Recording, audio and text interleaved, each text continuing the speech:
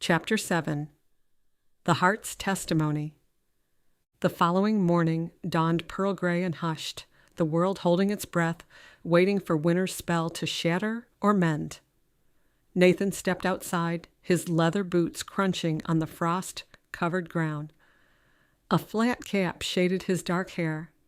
He glanced at the woodpile, stacked neatly against the back of the house. Peter stood at the edge of the pile, hands shoved deep into his pockets. Nathan shrugged off his woolen coat, revealing a thick cable-knit sweater beneath, and draped his coat over the woodpile. He crouched, splitting logs with methodical precision, the unwavering rhythm of the axe meeting wood breaking the air. Each strike sent small chips scattering across the frosted ground. Peter shifted on his feet, watching the swing of Nathan's arms. His wool cap sat askew, and a threadbare scarf hung loosely around his neck. The boy's shadow extended over the snow, mirroring Nathan's movements like an apprentice learning his master's dance. When the axe bit the wood, Peter's shoulders twitched in unconscious sympathy. Nathan observed him and remembered himself at that age, seeing his father split wood as dawn painted the mountains gold. "You have a lot of wood already. Do you need even more, sir?" Peter asked. Nathan straightened, wiping a sleeve across his brow. His breath plumed in the cold. "I had enough stacked by November, but we're running low. We'll need another cord." He set a log upright on the chopping block. "I got another chair order, so I'll head to the sawmill after this. Bennett's bound to have a fresh supply." "You can take me," Peter volunteered. Nathan paused, the axe balanced in his hand. A rare smile tugged at his mouth. "Think you're ready to help haul wood instead of daydreaming?" Peter kicked at a chip of bark. "I'm stronger than I look."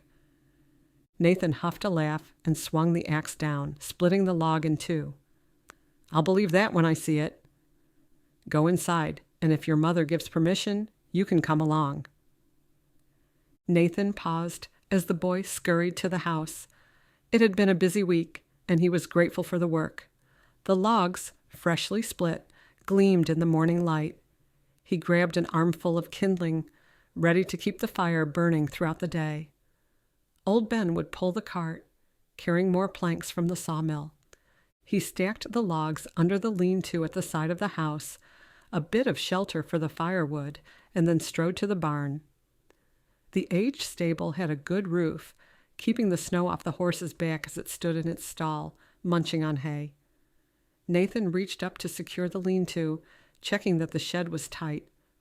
With the temperature dropping, he'd cover the stall with extra layers of straw before nightfall.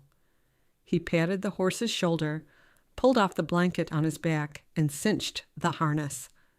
The horse stood still, his broad frame solid and patient, his breath puffing in clouds. "My mother said I can go with you." Peter dashed to the stall. Perching on the ridge of the cart, he ran his gloved hand along the horse's flanks. "All right," Nathan said. "Let's get started." While he hitched old Ben, Peter wandered to the workshop's perimeter, his fingers ghosting over the tools hung with mathematical precision on the wall. He stopped at a peculiar chisel, its handle burnished by decades of use, initials JW etched into the wooden grip. "That was my father's," Nathan said. "The boxwood handle's worn smooth as waterstone, but see how the steel keeps its bite? Quality endures, if you understand how to tend it." The boy nodded. "Old Ben is strong enough for this load, isn't he, Mr. Whitmore?" Nathan gave the horse an affectionate pat. "Old Ben's done more work than most, and he'll do fine, so long as we don't push him. Load him light, and he'll get us where we need to go." The cart, sturdy and not oversized, would carry enough planks for a couple of weeks' labor. Nathan had already planned the next projects in his head, finishing the Henderson's cradle, then Anderson's chair, and a parsonage table. There wasn't room, or coin, to haul extra. The trip would take at least an hour, but he'd been making this trip for years. It was easy when the weather held. Winter mornings might stretch the journey longer. "You'll hold steady when we load the planks, won't you?" Nathan asked, tightening the leather straps. Peter nodded, eager. "I'll hold as steady as old Ben does." Nathan grunted in approval and climbed beside him, the cart creaking as it took the weight.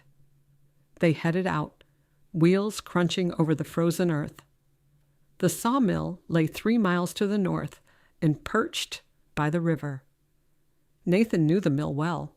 Bennett ran it now, having taken over from his uncle, and they often traded in handshakes as well in money. The trees flanked their route, bare-branched and motionless. Clara's words echoed in his mind, awakening memories he'd buried for years. "Progress doesn't have to mean losing every exquisite piece," she'd said. He recalled his father, a stern person who had rarely shown affection. The expectations placed upon him, the constant pressure to succeed, had shaped Nathan into a man who equated worth with achievement. When he lost the store, each unsold piece marking another step toward ruin, he'd seen himself through his father's stern eyes, a craftsman who'd fallen short, a provider who was powerless to protect what mattered most. That failure had carved deeper grooves than any chisel, leaving marks that even Clara's grace couldn't smooth away. "Do you ever wonder why things happen the way they do?" he asked, surprised that he'd spoken his thoughts aloud. The cartwheels groaned beneath them, marking time with old Ben's steady gait. Peter stared at him, his hands gripping the cart's edge. "Sometimes the answers come later, in ways we don't expect, like me here with you." Nathan glanced at the boy, struck by such wisdom from one so young. The mist parted, revealing glimpses of the valley below. "When I was about your age, I used to ride just like this with my father. He never said much, but he taught me to read the grain of every log we chose, said the wood knew what it wanted to become before we ever set a tool to it." Peter leaned forward as pines emerged from the mist. "Is that how you knew what to carve in Ma's chair, Mr. Whitmore? Did the wood tell you?" The question caught Nathan off guard, stirring memories of all the times he tried explaining this mystery to others, only to be met with blank stares or polite dismissal. But Peter's face held genuine curiosity, unmarred by doubt. He nodded, smiling at the young boy's knowledge beyond his years, and a slow acceptance took root.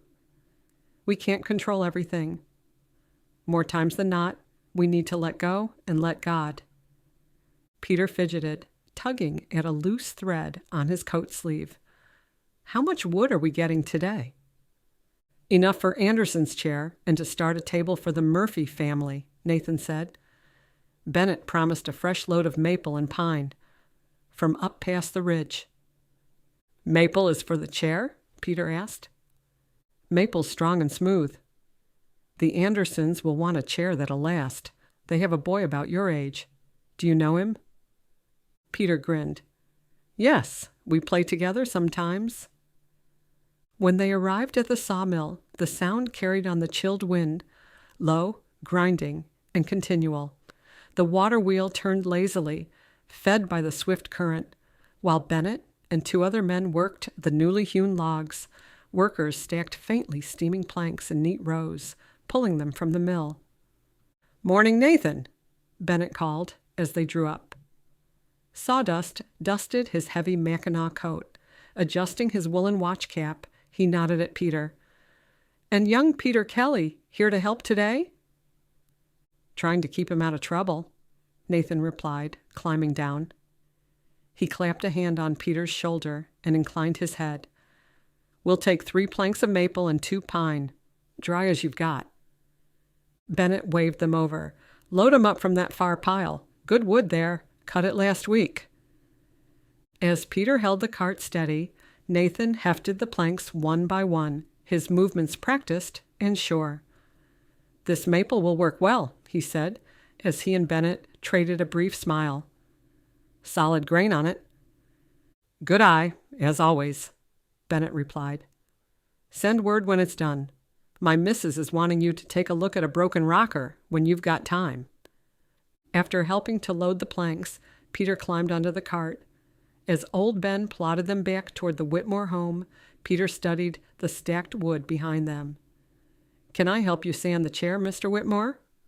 His mittened hand brushed the maple surface. We'll see if you're ready. Sanding's no job for someone who hurries it. Nathan observed the boy's careful touch on the wood, remembering his own first lessons in patience. The fog had completely burned away, leaving the winter sky sharp as new-cut pine. Nathan nodded, satisfied, glancing at the horse.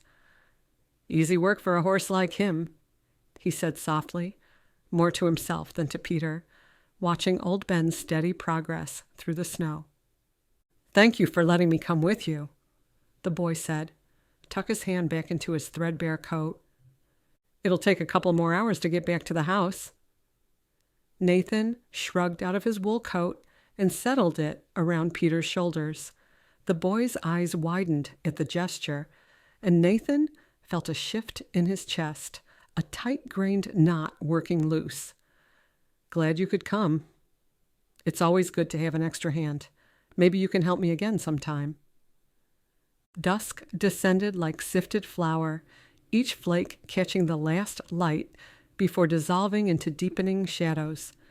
A winter storm muffled all sounds, changing recognizable shapes into obscurities. Nathan paused at the window, searching for Clara's creation. Her snow angel lay half-buried, its wings melting into the gathering drifts, yet its fading form tugged at him, as if its vanishing made it more true, not less. He stood silently when Clara joined him. It's unusual, she said, how something so simple can hold so much meaning. He glanced at her. It feels like a metaphor for us, fragile, imperfect, and still here. She smiled. Maybe that's the point. We're all vulnerable, but God doesn't need us to be perfect. He just needs us to be willing. Outside, a branch cracked under its load of snow, punctuating her statement. The kitchen lamp cast a copper glow over her beautiful face, and the light caught in her eyelashes, the same way it once did when they were courting. Back then, he could read volumes in the tilt of her chin, the set of her shoulders. Now that same quiet strength was returning, as spring water finding its path through stone. She sighed. Years ago, when I was young, I used to go out there on snowy nights. I'd make a snow angel and lie there, staring at the stars. I felt close to God, as if He was wrapping me in His presence. His chest tightened. He pictured her, alone in the freezing cold, seeking comfort. It was a pastime my mother and I often did together, she continued. She always told me that making a snow angel was a reminder that beauty births itself in unlikely moments. Did it help, believing that? Clara looked up, her eyes meeting his. It did, and it still does. Do you think faith has room for broken craftsmen? Nathan. Her hand reached for his. One can shape even splintered wood into something true. Her words struck a chord. He'd spent much of his life relying on his skill, only to find himself adrift when it proved insufficient. I don't deserve your forgiveness, but I'm asking for it anyway, he said. Will you give me the chance to prove that I can be the man God meant me to be? Unshed tears glimmered, settling on her lower lashes. Nathan, you've already begun. And yes, I forgive you. The next morning, Clara woke early, the familiar queasiness stronger. She welcomed it as a sign of hope. She tiptoed to avoid waking Mrs. Kelly, who dozed peacefully in Nathan's carved rocking chair in the parlor. The previous day, Peter had asked his mother if he could accompany Nathan to the sawmill, and she'd agreed. Nathan's invitation and departure time had surprised Clara. Normally, He avoided encountering anyone, preferring to travel early in the morning. Bundled in a wool dress and shawl, her hair loose down her back, she tended to her tasks. The chickens needed feeding. Maple needed milking, though the scent of hay in the barn induced Clara's nausea. She trudged to the hen house attached to the barn's south wall, where sunlight helped heat the structure. The hens huddled close on their roosts, clucking softly. She gathered warm eggs from the straw-lined nesting boxes, counting 6, enough to supplement the pot of oatmeal cooking on the stove. Carefully, she tucked them in her pockets to protect them from the bitter cold.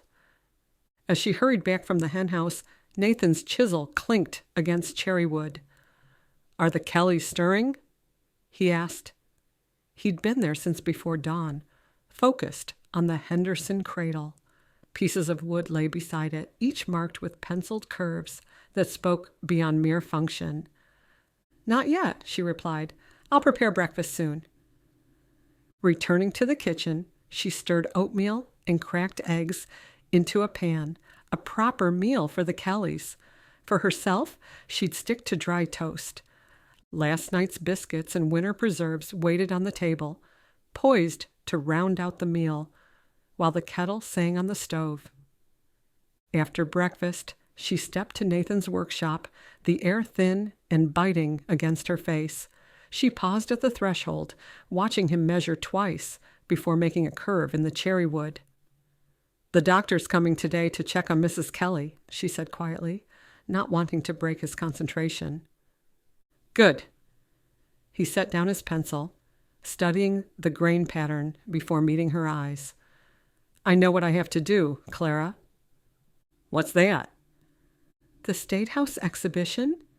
You didn't show me their letter, but I saw it fall from your apron yesterday and read it."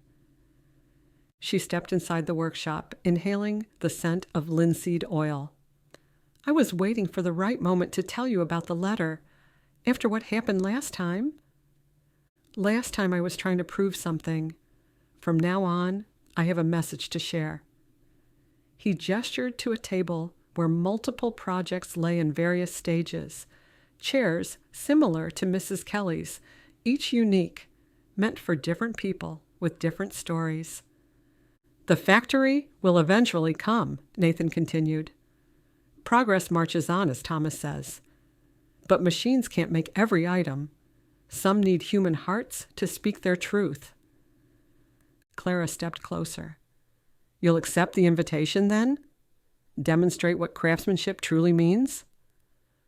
"I'll offer more than that." He flipped over a piece of wood, displaying a dainty wing taking shape beneath his chisel. "I'll illustrate why it matters." A gust rattled the workshop door on its leather hinges, carrying January's bite. Through the window, Clara glimpsed Thomas and Margaret crossing the yard, their shoulders bent against the wind. Thomas ducked his head to enter, his wool overcoat buttoned to the chin, a wool cap in hand. Beside him, Margaret adjusted the high collar of her camel coat, the hem brushing her leather boots. Both of their faces were pale, solemn in the ashen sunshine. Thomas lifted a manila envelope in one gloved hand. "The factory contracts," he said. "Edwards allowed me only a short time to sign them." Nathan set down the chisel. He studied Thomas, his eyes darting briefly to the workbench as if searching for a distraction to anchor him. "Will you sign them?" he asked. Thomas unbuttoned his coat. His suit, charcoal gray and neatly pressed, hinted at his habit of careful preparation. "I don't know," he admitted. "This isn't merely about the contracts. It's what they signify. For all of us." Margaret clasped her gloved hands tightly. "You'll do what's right," she stated, and there was no mistaking the confidence she placed in both men. Thomas's discerning eye took in each piece in progress, recognition flickering in his features. "Some of these chairs aren't for show, are they, Nathan?" "They're child-sized. These are for the state home for children." Every child deserves a piece expressly for them, Nathan replied. Furniture that shows they're worth the time to shape with care, pieces that carry meaning. The hem of Margaret's heavy winter dress swept the floor clean in its path. Then we fight. The State House wants to document dying crafts? Let's present work worth preserving, an artistry that machines will never replicate. The siblings stood side by side in hushed conversation. Outside, the snow angel represented promise. Although this day would bring its own challenges, Clara whispered a prayer of gratitude. Some offerings, such as peace, came only when hearts were receptive.